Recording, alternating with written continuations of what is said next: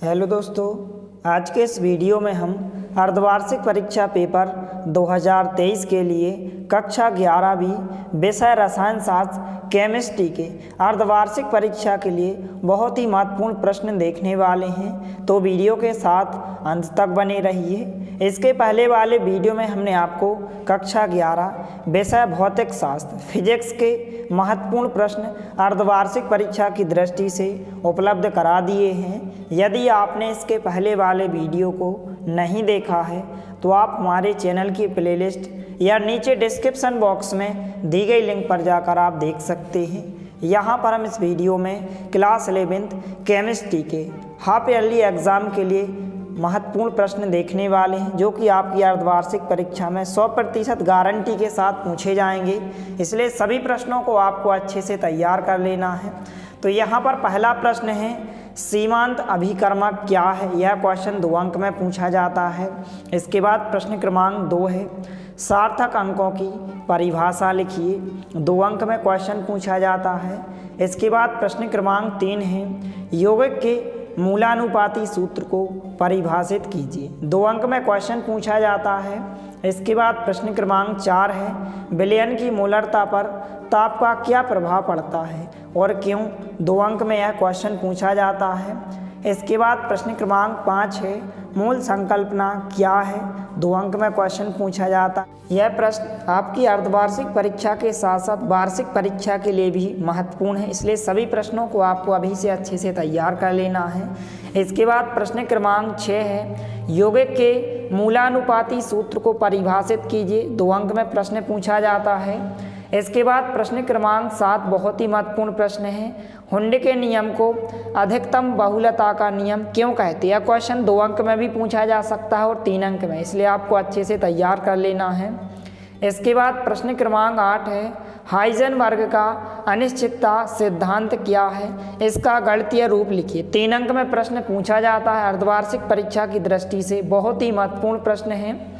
इसके बाद प्रश्न क्रमांक 9 भी महत्वपूर्ण है, N+L नियम उदाहरण के साथ समझाइए। 2 अंक में क्वेश्चन पूछा जाता है। इसके बाद प्रश्न क्रमांक 10 है, ऑफ-बाउ सिद्धांत क्या है? बहुत ही महत्वपूर्ण प्रश्न है, 2 अंक या 3 अंक में पूछा जाएगा। इसके बाद प्रश्न क्रमांक 11 है, प्रकाश विद्युत प्रभाव क्या है? 2 अंक में प्रश्न पूछा जाता है। इसके बाद प्रश्न क्रमांक 12, पदार्थ की द्वितीय प्रकृति क्या है? इससे संबंधित डी ब्रागली समीकरण लिखिए। 3 अंक में क्वेश्चन पूछा जाएगा। अर्धवार्षिक परीक्षा के लिए बहुत ही महत्वपूर्ण प्रश्न है।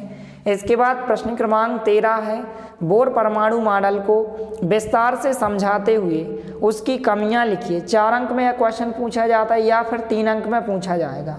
इसके बाद प्रश्न क्रमांक 14 बहुत ही महत्वपूर्ण प्रश्न है, गुणित अनुपात का नियम लिखिए तथा उदाहरण भी दीजिए। 2 अंक में प्रश्न पूछा जाता है। इसके बाद जो है प्रश्न क्रमांक 15 भी महत्वपूर्ण प्रश्न है, स्थिर अनुपात नियम समझाइए, उदाहरण भी दीजिए। 2 अंक में क्वेश्चन पूछा जाता है। तो सभी प्रश्नों को आपको अभी से अच्छे से तैयार कर लेना है और इसी तरह जो है चैनल के माध्यम से और अन्य सभी विषयों के महत्वपूर्ण प्रश्न अर्धवार्षिक परीक्षा एवं वार्षिक परीक्षा की दृष्टि से चैनल के माध्यम से उपलब्ध कराए जाएंगे। इसलिए सभी विद्यार्थियों से निवेदन है कि आप हमारे चैनल को सब्सक्राइब जरूर करें, क्योंकि यार जो है वीडियोस बनाने में बहुत ज़्यादा मेहनत लगती है। इसके बाद जो है प्रश्न क्रमांक 16 है, द्रव्यमान संरक्षण का नियम क्या है? 2 अंक में प्रश्न पूछा जाता है। इसके बाद प्रश्न क्रमांक 17 है, निम्नलिखित यौगिकों के सूत्र लिखिए। 5 अंक या 4 अंक में इस प्रकार से क्वेश्चन पूछा जाएगा। इनके आपको सूत्र अच्छे से तैयार कर लेना है, जैसे mercury, chloride, nickel, sulphate, tin oxide, iron, chromium oxide. इनके आपको यौगिकों के सूत्र अच्छे से तैयार कर लेना है। इसके बाद जो है प्रश्न क्रमांक 18 भी महत्वपूर्ण प्रश्न है, निम्नलिखित की ऑक्सीकरण संख्या ज्ञात कीजिए। 5 अंक या 4 अंक में क्वेश्चन पूछा जाता है। इस प्रकार से आपसे 1 या 2 क्वेश्चन पूछे जाते हैं। इस प्रकार से इसमें जो है आपको क्रोमियम की ऑक्सीकरण संख्या ज्ञात करना है और इसमें जो है आपको फास्फोरस की आपको ऑक्सीकरण संख्या ज्ञात करना है। तो इस प्रश्न को आपको अभी से अच्छे से तैयार कर लेना है। इसके बाद नेक्स्ट क्वेश्चन है प्रश्न क्रमांक 19, एवोगाड्रो नियम या इसी को हम एवोगैड्रो नियम लिखिए, इसका एक अनुप्रयोग लिखिए। 3 अंक या 4 अंक में क्वेश्चन पूछा जाता है। इसके बाद प्रश्न क्रमांक 20 है न्यूमैन प्रक्षेपण सूत्र क्या है। इसको आपको तैयार करना है, 3 अंक में प्रश्न पूछा जाता है। इसके बाद जो है प्रश्न क्रमांक 21 है PV बराबर nRT समीकरण का उपयोग करते हुए स्पष्ट कीजिए कि दिए गए ताप पर गैस का घनत्व गैस के बाद के समानुपाती होता है। इस क्वेश्चन को आपको अच्छे से तैयार करना है, अर्धवार्षिक परीक्षा की दृष्टि से बहुत ही महत्वपूर्ण प्रश्न है। इसके बाद जो है प्रश्न क्रमांक 22 है आदर्श गैस समीकरण क्या है, इसकी स्थापना कीजिए। बहुत ही महत्वपूर्ण प्रश्न है, इसको भी आपको अच्छे से तैयार करना है। इसके बाद जो है प्रश्न क्रमांक 23 है मैक्स प्लांक का क्वांटम सिद्धांत लिखिए। 3 अंक में क्वेश्चन पूछा जाता है। इसके बाद प्रश्न क्रमांक 24 है नाभिक स्नेही क्या है, उदाहरण सहित समझाइए। 2 अंक में क्वेश्चन पूछा जाता है। इसके बाद प्रश्न क्रमांक 25 है एल्कीन के प्रथम 4 सजातों के संरचना सूत्र लिखिए। 2 अंक में क्वेश्चन पूछा जाता है, अर्धवार्षिक परीक्षा की दृष्टि से बहुत ही महत्वपूर्ण प्रश्न है। इसके बाद नेक्स्ट क्वेश्चन है प्रश्न क्रमांक 28। इन दोनों क्वेश्चन को आपको तैयार नहीं करना है क्योंकि MP बोर्ड द्वारा यह जो है सिलेबस से हटा दिए गए हैं। ना ही आपको बायल का नियम करना है, ना ही आपको चार्ल्स का नियम। आपको प्रश्न क्रमांक 28 से प्रश्नों को तैयार करना है। प्रश्न क्रमांक 28 है परमाणु त्रिज्या की परिभाषा लिखिए। 2 अंक में क्वेश्चन पूछा जाता है। प्रश्न क्रमांक 29 है आयनिक त्रिज्या की परिभाषा लिखिए। 2 अंक में प्रश्न पूछा जाता है। इसके बाद प्रश्न क्रमांक 30 है SO3 और NO2 की अनुनादी संरचनाएं लिखिए। 2 अंक में यह प्रश्न पूछा जाता है, अर्धवार्षिक परीक्षा की दृष्टि से बहुत ही महत्वपूर्ण प्रश्न है। इसके बाद जो है प्रश्न क्रमांक 31 है निम्नलिखित अणुओं की लुईस संरचना लिखिए। 2 अंक में क्वेश्चन पूछा जाता है। इस प्रकार से इन अणुओं की आपको लुईस संरचनाएं बनाना है। इसके बाद जो है प्रश्न क्रमांक 32 है रदरफोर्ड का परमाणु मॉडल समझाइए। बहुत ही महत्वपूर्ण प्रश्न है, 3 अंक में पूछा जाता है। इसके बाद प्रश्न क्रमांक 33 है समस्थानिक तथा संभारिक क्या है समझाइए। 3 अंक में क्वेश्चन पूछा जाता है। इसके बाद प्रश्न क्रमांक 34 है प्रकाश विद्युत प्रभाव क्या है। बहुत ही महत्वपूर्ण प्रश्न है, 2 अंक में पूछा जाता है। इसके बाद प्रश्न क्रमांक 35 है पाउली का अपवर्जन सिद्धांत एवं अनुप्रयोग लिखिए। बहुत ही महत्वपूर्ण प्रश्न है, 3 अंक में पूछा जाता है। इसके बाद प्रश्न क्रमांक 36 है न्यूलैंड का अष्टक नियम लिखिए। 3 अंक में क्वेश्चन पूछा जाता है।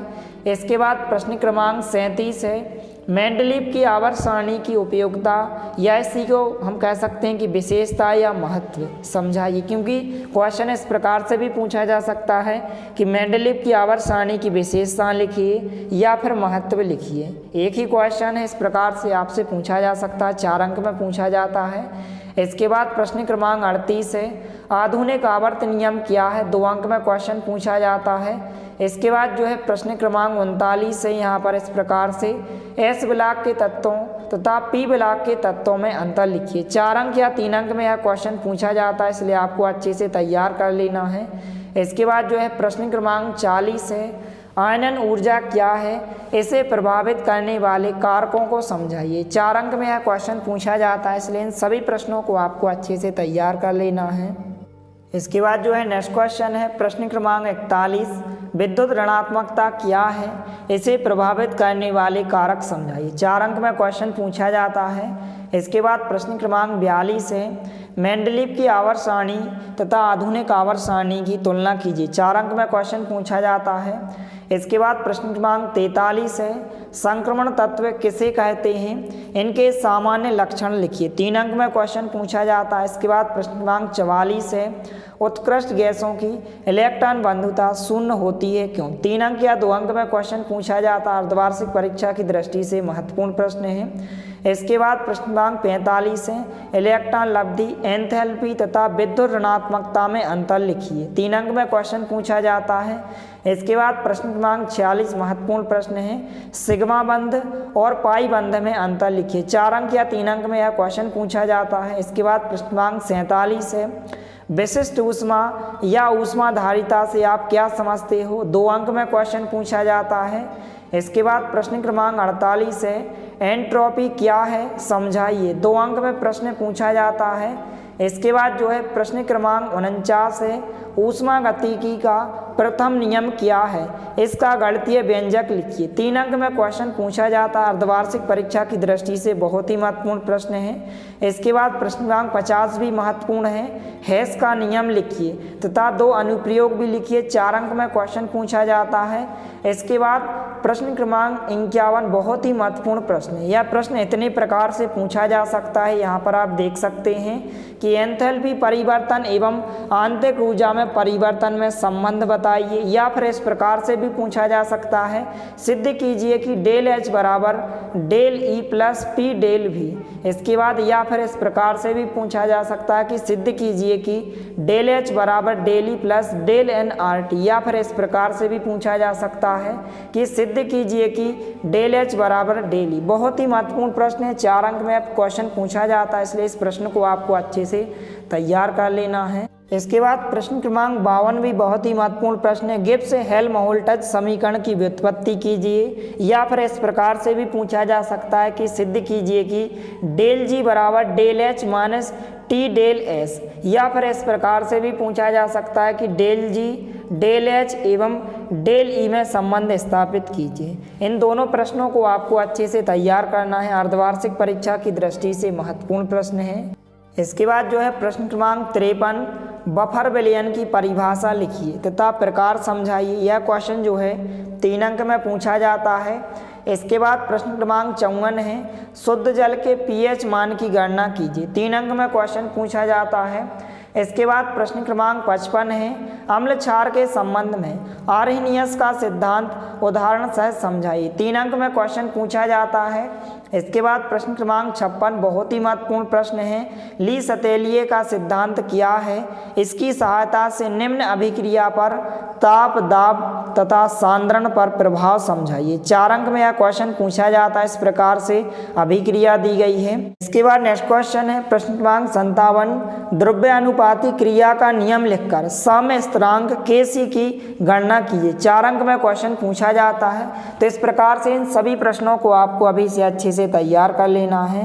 यदि वीडियो पसंद आए तो प्लीज़ लाइक कीजिए, दोस्तों के साथ शेयर कीजिए, और यदि आपने हमारे चैनल को सब्सक्राइब नहीं किया है तो प्लीज़ सब्सक्राइब कीजिए। धन्यवाद, मिलते हैं अगले वीडियो में, तब तक के लिए जय हिंद, वंदे मातरम।